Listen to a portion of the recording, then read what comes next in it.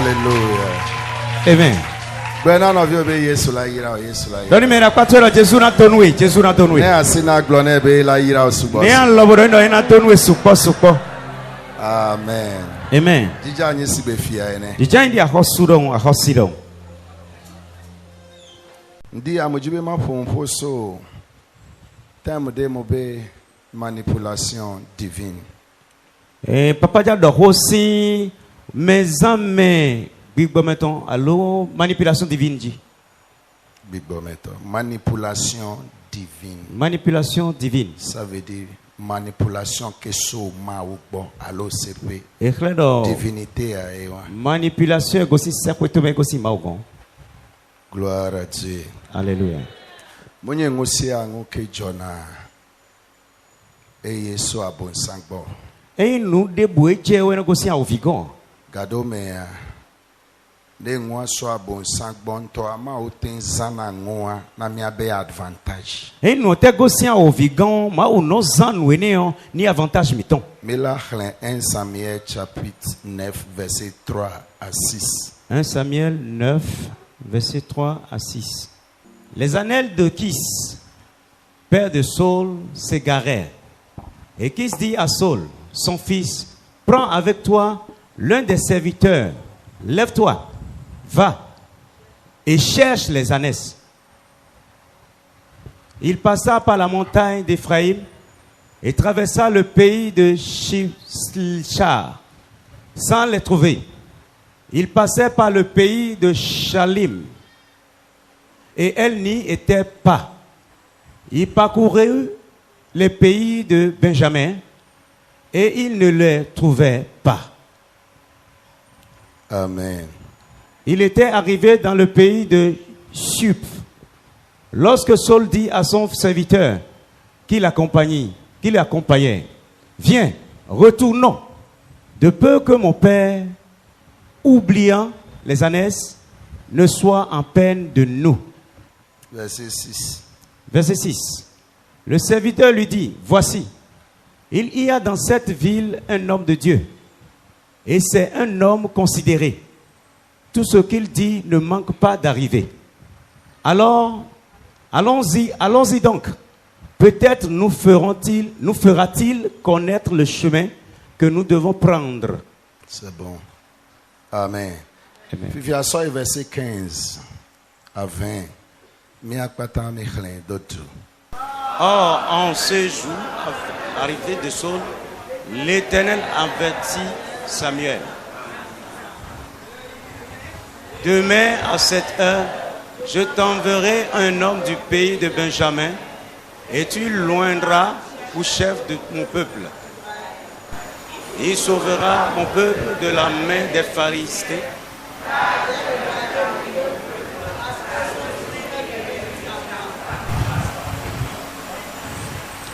Lorsque Samuel eut aperçu Saul, l'Éternel lui dit, voici l'homme dont je t'ai parlé, c'est lui qui régnera sur mon peuple. Saul s'approcha et dit, indique-moi, je te prie, où est la maison du voyant? Samuel répondit à Saul, c'est moi qui suis le voyant. Monte.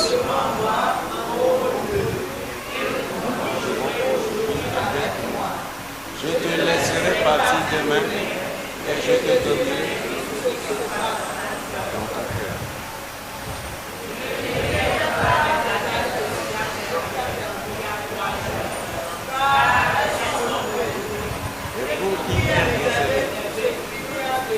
Amen. Amen. Enya so inti. Huelo gosi solu. So kenyi Israël to be fia gban to anti.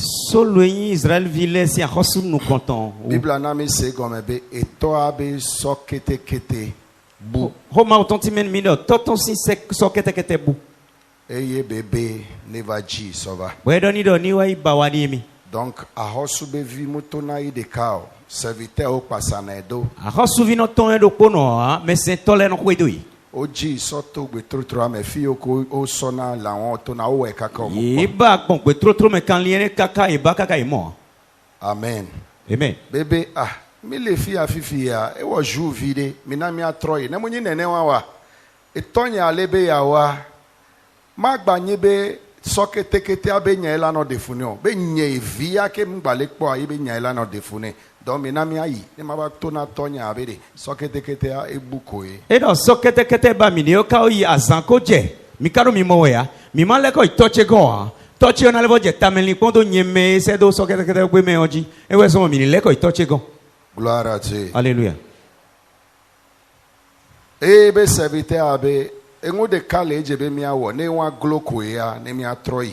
Bon me sento kwedo o solo ne on do di do no pore bo mi na blo enye ne o gloche mi na le ko itoto ego de adogbo yi. Ma oba medele oyona be Samuel. Ma usi medede beno yoro Samuel.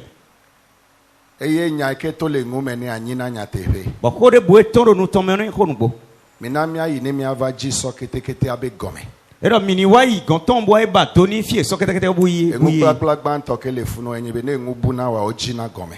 Ene nunu konton e ana yi di plondo won indo nu bunu me ino batona. Inti Matthew 7 agbon bede. Bio asi o la ke ji e la pe ho hon a e o la hon na. Ne ngu de buna wa ojina gome. Ene ewe Matthew 7 time bo papa done. Ba alo hu ena hunwe. Ba anamo abio ena nawi. Amen. Amen. Ye oyi wa kengbo ya la do funua Wecho we na jete ne me. ma o fonfo na ibe serviteur Samuel be de kaje de so tribu leke gbona wa de kaje wan mu choiser be elani ahosu le Israël. Ene wecho boy kana wa yi mesento ma utogo ba ko chen ko bodoni mesento tondo. Na se do pe fude towe. Otokpe vueneo ego si akota lele me bwana samini bwana zebe na ya hosudu togunche sinu ko. Amen. Amen.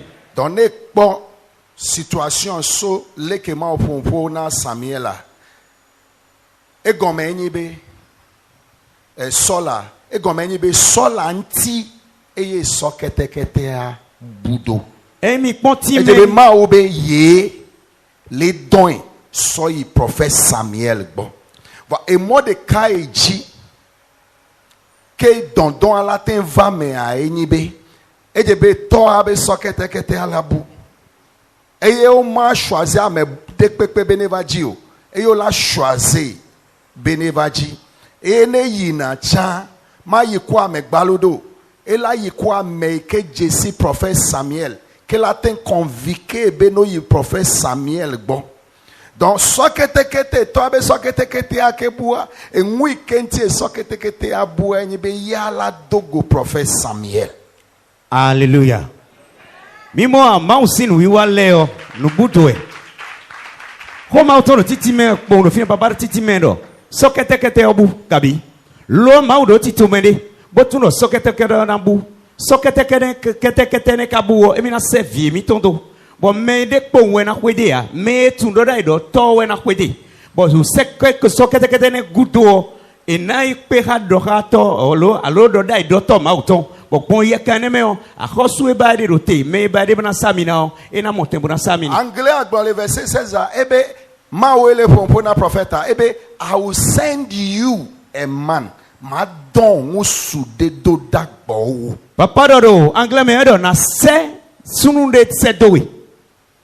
Amen. Amen. Eye mo glona na obe situation de sia de kenye obstacle, kenye tentation, kenye veve cca ma ou toneji sofuna fonami.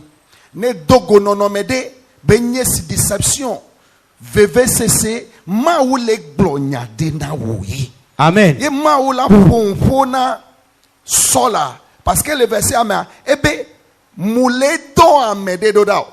Va ma ou mu dedo qui sofian solo. Sol mu se ma ou be voa. Va ebe ye le don do da. E moi ji beto so don do da enyi bede. E la na eto abe sokete kete a la bu. Amen. Ho kweni ho ma otonya do kwena ho ya. Papa do titi mewedo. Ni no medele no wanumi. Bone uve sise ni no medele.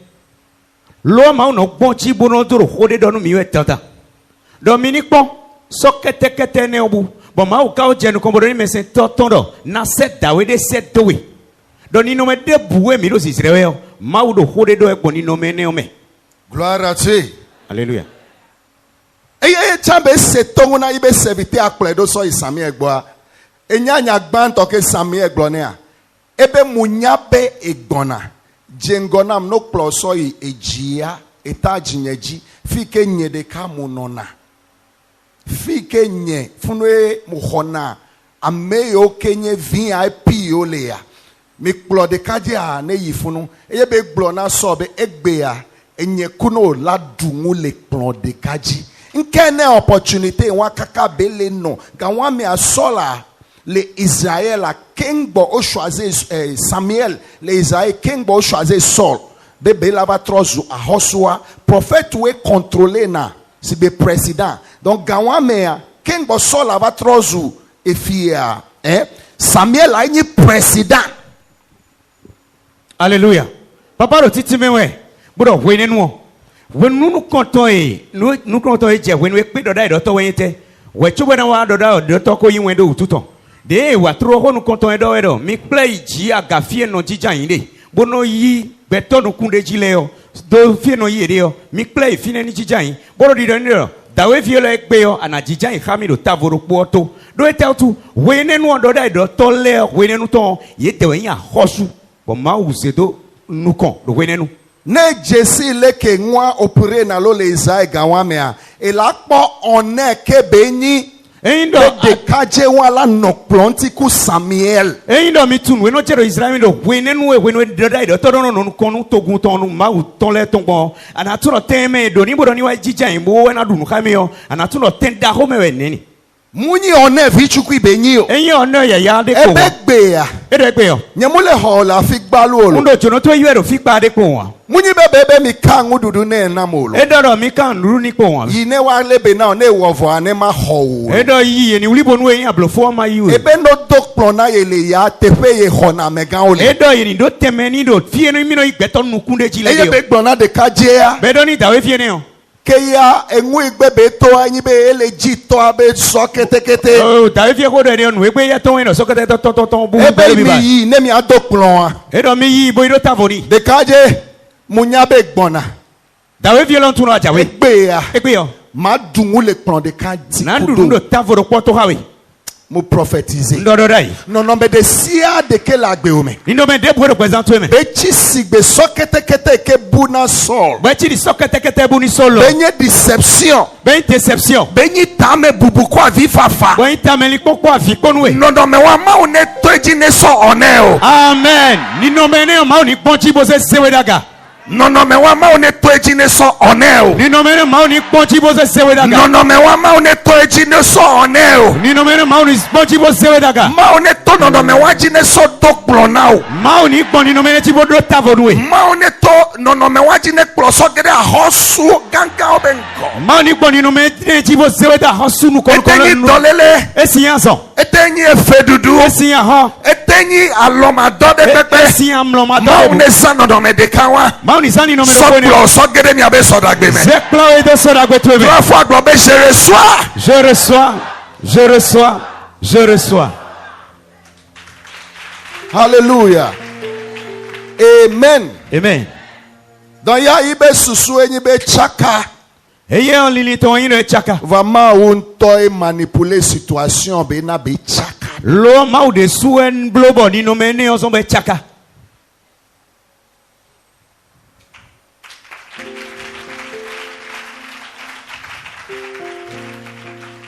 gloire à Dieu. alléluia Dans so entie so ketekete abudo solo tu e sokete ne obudo gloire à Dieu. alléluia Mi abe son de entie de kaje wa de agbato na odo parce que muni son we yo ma de we gbe o ma de o so eye entie ma on to manipuler be de ye nto ne de o to eye gameke be de o to wa to wala na be la ba je ame akenyi son abe moji eye be la so de home eye la pa be ngusu le ngusu me alléluia edo Ma aussi tu tombes à l'onu iwa we somba o. Tawene on alors surtout nous quand on y a nenda souemi ton ebe akbanto etonde. Do ete tu ebe akbanto etondo ete u. Do mede soué ma uson na dai bena ya surtout yo. Ani montembo akpe bo no khotomedia. Diemi asudo asudo. Raison ni nomene oti. Gloire à Dieu. Alléluia. Amen. Amen. Amen. Amen.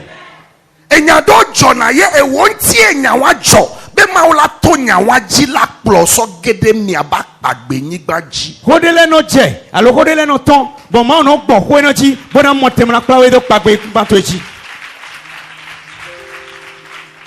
So trozo ahosu. Sol wuzu ja hosu. Le yibe palais. Do wa palais tome. Kwa gbogbo fonde va posséder. Lo gbigbe yan de wa bi oyeme. Mutele dolo. E so pe wura mo do ya.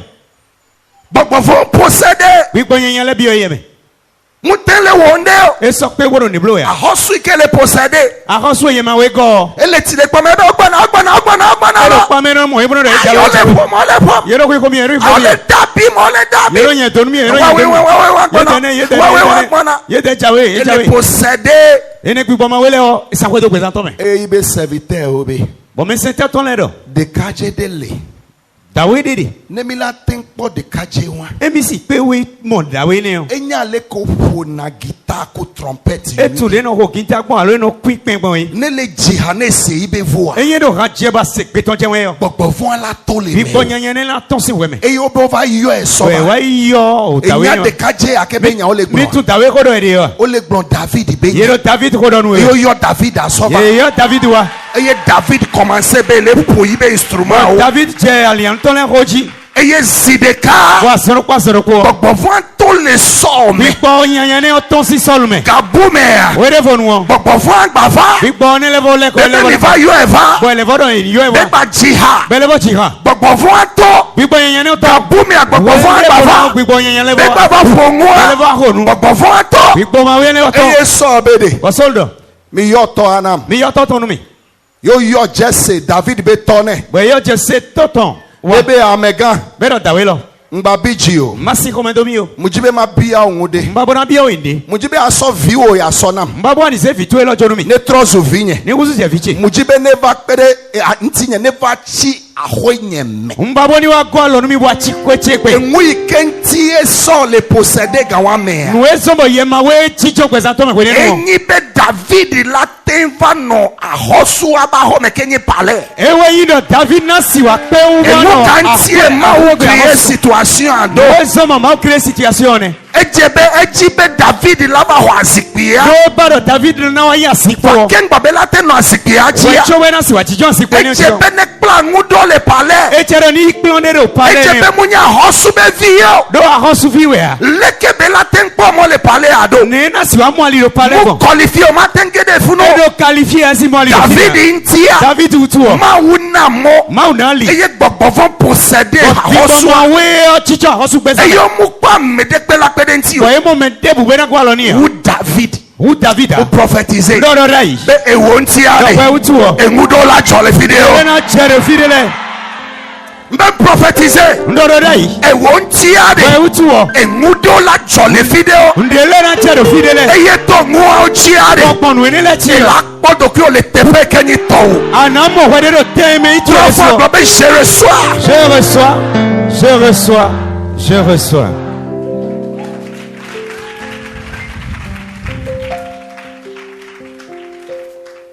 Nyamunya na me de le comprend message. Otunu menero nukumo je hoche mewe ya. Ele comprend ma kwasi oda. Ado nukumo je me mama lo to se to so ya de o si alo yaga. Non me de jona ye benyi manipulation lo. Ni no medele no je be no iwene wi. Eye ma wele crier. Ko ma o de so ka dan we ne o. Ma wele crier Ma na o de so no. créer ni no mene o. Ne munya ma obe afode de wa lo ibe do wo ya. Eye Ye ma so na ngusi angudo na gbogbo fon. Ene ya matu ma o si afodi de alo nu wi wa ma o ton eno se nu bi ni ye ma we wu esi. Mi abe sodagbe. So da gbe to yo.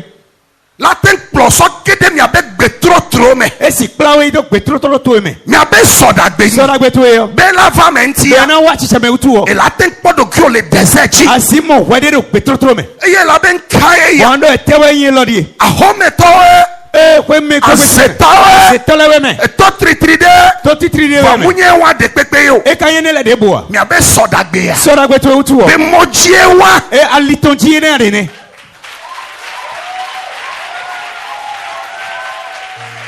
Mi abe sodagbe abe mojie wa. Sora gbe to esi aliji ne akodene.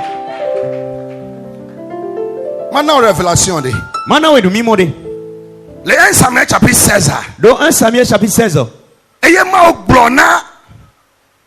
Prophète Samuel be ne Jesse ba home never see amina David. Bon, ma wadoni Samuel ni Jesse si ko go Samuel ni David.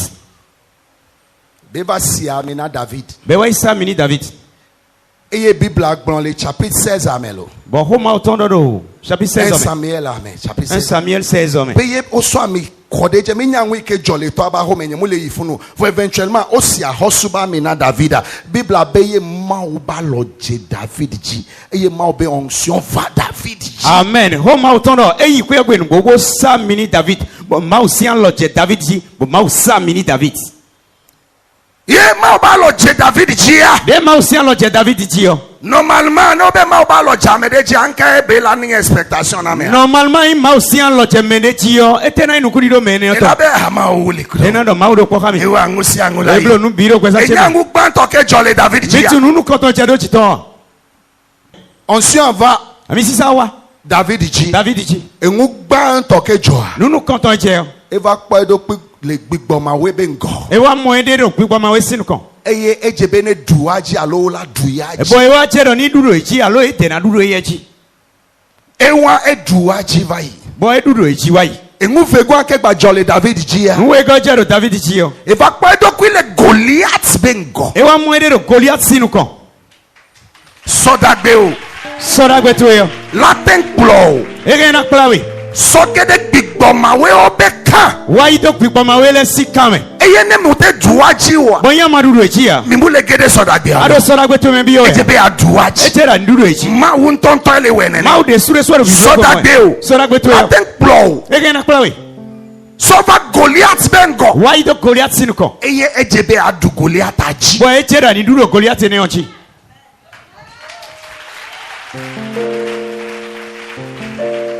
So when the anointing came upon Saul, the first work he did was to encounter demons. After the demons, he has to fight Goliath. Wenu ami sisi je David ji jenu konton nunu Osi amine be la da hosuba sipijilo. ye sami di na du hosu bona ji hosu Wa edogban toke oso da sini anyi be du gbigbo ma wechi. Asanu ko- Fego anyi be du Goliath ji. asanu konton se da senior wa ino ni duro pipo ma wechi we go wa ino ni duro Goliath ji Edotongo anyi be ba pado ku le gbe trotro ame. Ye so pase do be la wi. ene atongo wa ino elevo amu ede do petro me ba solu je kudo to E ba wi pado ku le Philistia o dome. e wa mu ede do Philistine le si tent Israel be keto dome. Israel si ketole si tenti Wa ipata ma wele manipuler. ene le bi o ma wero kudo Ma wele former. ma wero fu fami ton Lekebe la hiawa. de na ya hwango Eye be la dribe ketoji. we na duro keto le Eye ko tie ma oppresso to gbe trotro ame do. ene utu e ma o ze gbon to petro me Muni ko be ma o mu le kudo. e no ma o ma ro ko Muni ha be ma o tro kolenti o. e no ma o le Wa ko be si ma o ko le je do be la te hoyi ba pagbe yin gba. ene ma o do so ni e bo ni mo temo jijon alobo yi pagbe yin ku ma ton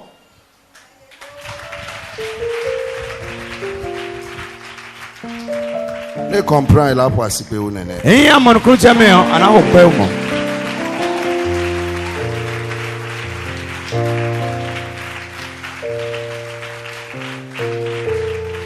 Gado mi angunyu do la te jo la si o me. we de le no nu da gbede si gosi alo to me Be la te so ho nwi o ke nyowe wa o. o na se wa mo nu enyo we ne le o ana moyi Gloire à Dieu. hallelujah Gamekes David do sona Bathsheba. when we David do ko ni Bathsheba Eye agojeje ma o be ebiji do ikaka bebe soke ebi o soke o soke ya. de ma o si ko me de kaka abo e bi o we so ke Efu va le nyawa me. ho atoro ho ne me Voi David lonyon wa. David ka yi wani no we ne Ma o be devi akele podo ame alaku. ma o do fi ro ko to me na ku Solomon yi church home. Salomon ya bi sa ho 7 me jours muleto. asa ten we to Ele ngu bla bla me. e do nu bibla me Oji devi avolo. ye ti vi ofo Vo be devi wan alaku. ye ka do fi ni na ku Devi ale leton. vi ora son chewe Enya ngu ma oglone. mi tunu e ma o do ni o Devi wan Viene. Matin no azipijio. Et sinon, c'est quoi dire? E wong de pepe la kuku. Ablon de boena kuchame. Wane kuvo. Et ka kukudo. Mana obu. Nana we devo. E ya. Boeneo. E lava homi abazipi. Et na waya zipoto e bona chichonji. Don devi waku. Viene waku. E ye be gbadofu. Boya toko devo. E fu won so ji Solomon. Hoeneo ya zechi Salomona. O so ji Solomon. Ye wa zechi Salomona.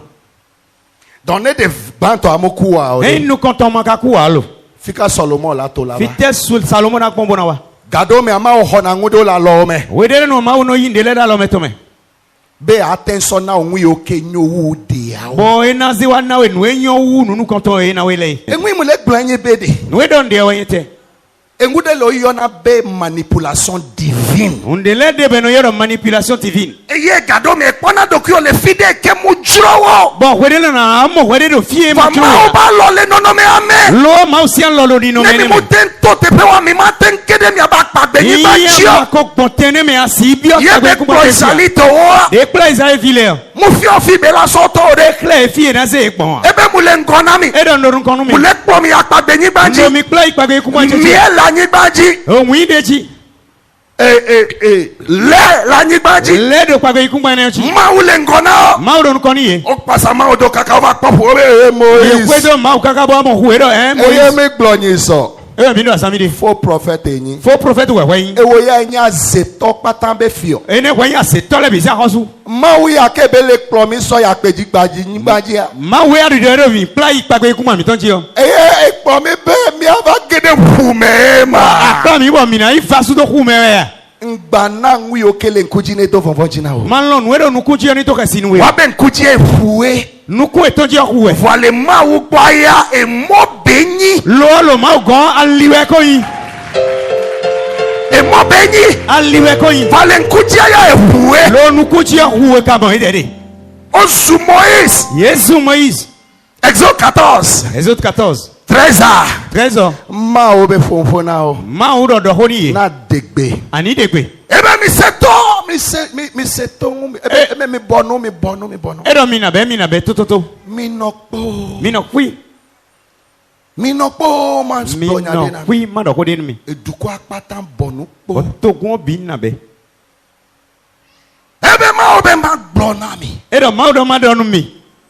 Gapopo wa me Egyptien ba pasa odo bola wo. We ne nu Egypt nu le je gudo to bona. Ma obe ma gblona mi. Ma do nu mi. Be Egyptien o wa kemi le po wa. Do Egypt nu e mo se do mi de ne le. Egbe yin gudo to akemi la. E gbe gudo to mi na mo ye. Ma gba pa o le mi aba gbe me keun. Mi sara mo ero kwesa mi to me Nya kere. te pe cho mba po Egyptien le wa ba gbe me keun. Nu po e so mo Egypt nu e ne le ro kwesa to le. Ma hu hu ame. Ma o se ko de we. O to me. Ye gbon me. Ma ou manipuler Egyptien o. Ma o zan Egypt nu le. O pasa odo. Ye je gudo e to. Va o chifu. Lo e wa fa su do ku o me. E wa chi ku o me.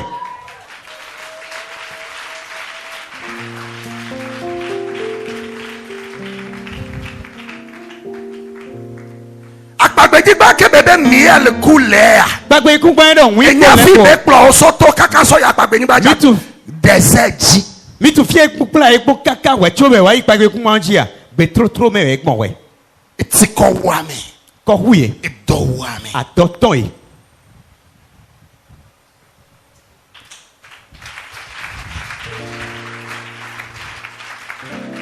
Eye nte bebe le ngusi angume a. So gloire. So nai.